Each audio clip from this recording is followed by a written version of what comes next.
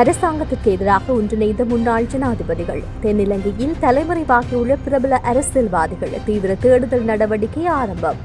நாமலுக்கு எதிராக நகர்வுகளை ஆரம்பித்த அனுர அரசாங்கம் 2029 ஜனாதிபதியா? உலகில் உயர்ந்த வாகன விலைகள் கொண்ட நாடுகளில் இலங்கைக்கு கிடைத்துள்ள இடம். இலங்கையில் உள்ள பிரச்சினைகளை தீர்ப்பதற்கு இளைஞர்களுக்கு அழைப்பு விடுத்த தமிழக வெற்றிக் கழகம்.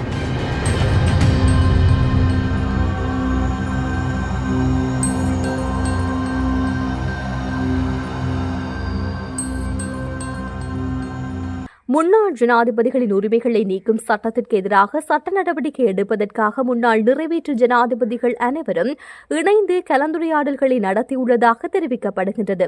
அதன்படி இந்த சட்டப்பூர்வ நிலைமை குறித்து ஆராய அனைத்து முன்னாள் ஜனாதிபதிகளும் சுமார் 50 சட்டத்தரணிகள் கொண்ட குழுவை அணுகி வருவதாக தகவல் தெரிவிக்கின்றன.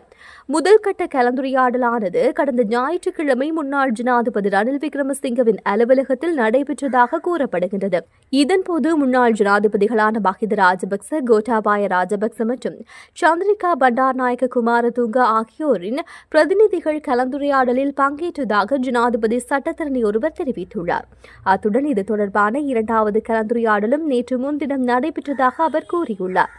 இந்த நிலையில் சம்பந்தப்பட்ட சட்டமூலம் நாடாளுமன்றத்தில் 3/2 பங்கு பெரும்பான்மையுடன் நிறைவேற்றப்பட்டாலும் அரசாங்கம் விரும்பியபடி அதை செயல்படுத்த முடியாது என்று குறித்த சட்டத்தரணி கூறியுள்ளார். அதன்படி அடுத்த 14 நாட்களுக்குள் இந்த புதிய சட்டமூலத்திற்கு எதிராக முன்னாள் ஜனாதிபதிகள் வழக்கு தொடர நடவடிக்கை எடுப்பார்கள் என்று அவர் மேலும் கூறியுள்ளார். முன்னாள் கடற்தொழில் அமைச்சர் ராஜித சேனாரட்ன தனது வீட்டை விட்டு வெளியேறி தலைமறைவாகியுள்ள நிலையில் தனது தொலைபேசியையும் துண்டித்துள்ளதாக லஞ்ச ஒழிப்பு ஆணையகத்தின் செய்தி தொடர்பாளர் ஒருவர் தெரிவித்துள்ளார். கிரந்த மீன்பிடி துறைமுகத்தில் மணல் அகழ்வு திட்டத்தை சட்ட நடைமுறைகளை மீறி கொரிய நிறுவனத்திடம் ஒப்படைத்ததன் மூலம் அரசாங்கத்திற்கு 2.62 பில்லியன் ரூபாவுக்கு அதிகமான இழப்பீடு ஏற்பட்டுள்ளது.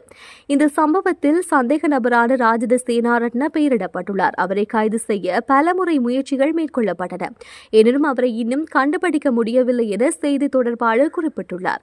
இந்த சம்பவம் தொடர்பாக ராஜித சேனாரட்ன உயர் நீதிமன்றத்தில் பிணை மனு தாக்கல் செய்துள்ளதாக வழக்கறிஞர் மூலம் ஆணையகத்துக்கு தெரியப்படுத்தப்பட்டதாக அவர் கூறியுள்ளார்.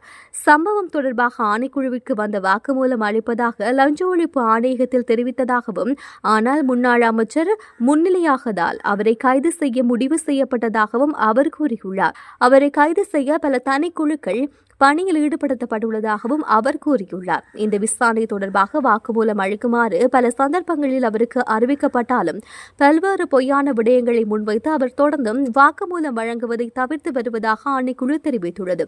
ராஜித சேனாரத்ன தான் ஒரு மருத்துவ பிரச்சினையால் பாதிக்கப்பட்டுள்ளதாக குறிப்பிட்டார்.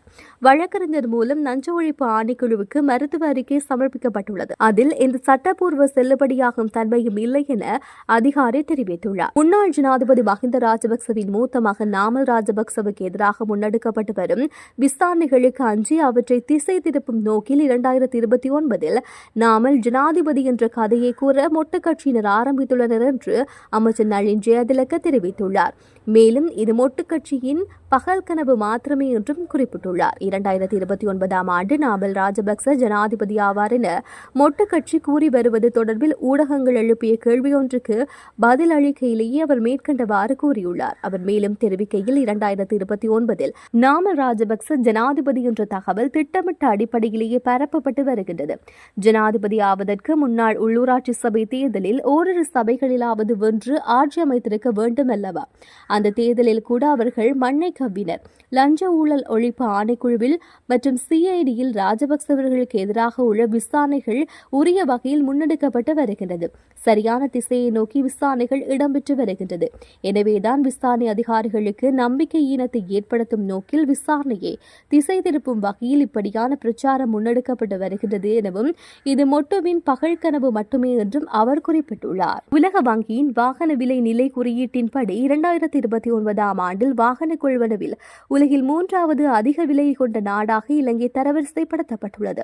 இந்த குறியீடு இலங்கையின் மதிப்பெண்ணை 175ஆக காட்டுகின்றது. அதாவது வாகன விலைகள் உலகளவில் சரியான அளவுகோலான 100ஐ விட இலங்கையின் விலை 1.75 மடங்கு அதிகமாக காணப்படுகிறது.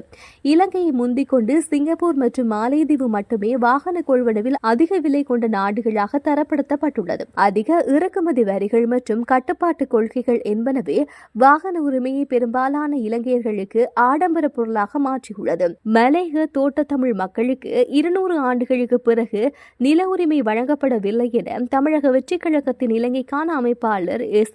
தனுசன் தெரிவித்துள்ளார். தொடர்ந்தும் கருத்து தெரிவித்த அவர், கிழக்கு மக்களின் காணி தொடர்பான பிரச்சினைகள், போரின் போது காணாமல் போனவர்களின் பிரச்சினைகள், மொழி தொடர்பான பிரச்சினைகள் இன்னும் தீர்க்கப்படவில்லை. இலங்கையில் அனைத்து இளைஞர்களும் எங்கள் இந்த வேலை திட்டத்தினுடன் இணைந்து முன்னேற அழைக்கின்றோம். இளைஞர்களாகிய நாங்கள் இந்த பிரச்சினைக்கு ஒரு உத்தியை கண்டுபிடிக்க வேண்டிய நேரம் வந்துவிட்டது. நமது அமைப்பின் முக்கிய நோக்கம் நமது பிரச்சினையை பற்றி மற்ற நாடுகளுடன் விவாதிப்பது, அவற்றை புரிந்து கொள்வது, அவர்களின் ஆதரவை பெறுவது ஆகும் என அவர் மேலும் குறிப்பிட்டுள்ளார்.